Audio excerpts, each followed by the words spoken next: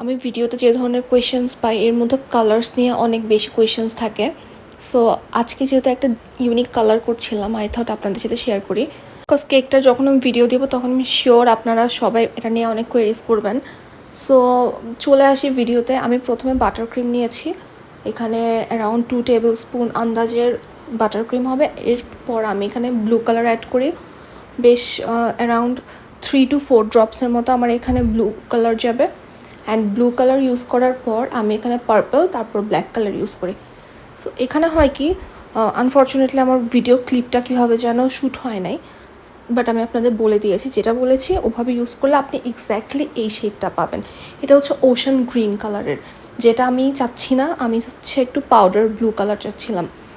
So তারপর আমি করলাম কি, ভাবলাম যে এতটুকু বাটার ক্রিম থেকে আমি ট্রাই করছিলাম যেটা ফিক্স করা যায় নাকি। সো আমি অল্প পরিমাণে সেম এই বাটার ক্রিমটার মধ্যে আমি অল্প পরিমাণে হোয়াইট বাটার ক্রিম, যেটা রেগুলার বাটার ক্রিম থাকে, আমি ওটা ইউজ করি। আর আমি দেখলাম যে কালারটা মোটামুটি কাছাকাছি আসছে। সো আমি আরেকটু বাটার ক্রিম নেই, তারপর দেখলাম যে অলমোস্ট ক্লোজেস্ট একটা কালার, বাট আমি আরেকটু হালকা চাচ্ছিলাম অ্যান্ড কালারটা একটু লেস ব্লুতে আমি চাচ্ছিলাম। সো এই জন্য আমি এখানের মধ্যে পার্পল কালার ইউজ করি। পার্পল কালার ইউজ করার পর গ্রে একটা শেড দিচ্ছিল। এটা যেহেতু ব্লুতে হবে, আমি পরে আরও 2 ধাপে ব্লু ইউজ করি আর প্রপারলি এটা মিক্স করে নিই।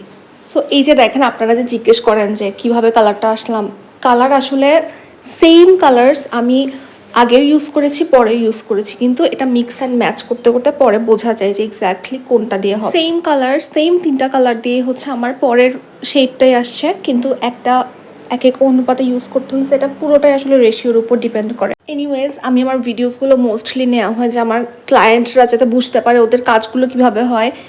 সো এই ক্রিমটা দিয়ে খুবই মিনিমাল ডিজাইনের একটা কেক হবে। এটা ইনশাল্লাহ আমি সময় পেলে শেয়ার করব। সো সবাই ভালো থাকবেন। আল্লাহ হাফেজ।